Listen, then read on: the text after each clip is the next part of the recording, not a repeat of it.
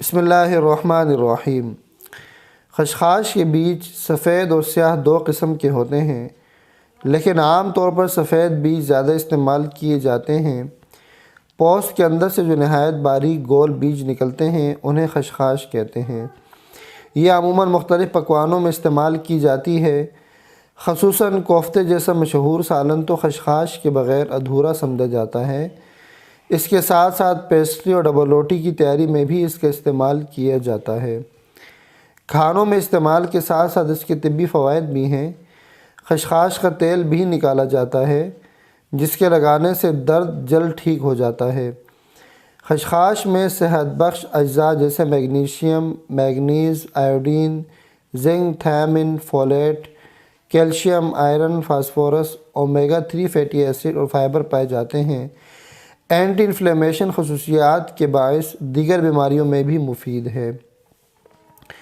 خشخاش اور تربوز کے بیج ہم وزن لے کر پیس کر رکھ لیں۔ رات سونے سے آدھا گھنٹہ قبل دودھ کے ساتھ 1 چمچ کھا لیں۔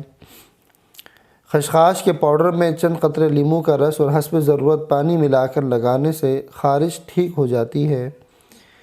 خشخاش کا حریرہ دماغی صحت کے لیے بے حد مفید ہے۔ اگر اسے بادام کے ساتھ پیس کر استعمال کیا جائے تو اس کی افادیت مزید بڑھ جاتی ہے۔ اومیگا 3 فیٹی ایسڈ خشخاش میں پائے جاتے ہیں، جو وزن کو گھٹانے میں اہم کردار ادا کرتے ہیں۔ اس لیے روزمرہ اس کے استعمال سے آپ کے وزن میں نمایاں کمی کر سکتے ہیں۔ خشخاش کو پیس کر پانی میں ملا کر پیسٹ بنا کر پیشانی پر لگائیں تو گرمی سے ہونے والا سر درد دور ہو جاتا ہے۔ خشخاش کو پانی میں پکا کر اس پانی سے سنکائی کرنے سے درد دور ہو جاتا ہے۔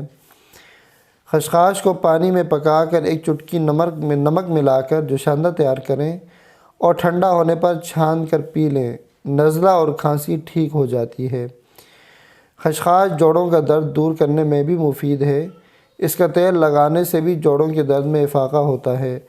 اگر آپ پین کلر کی جگہ اس کے استعمال کریں تو زیادہ مفید رہتا ہے۔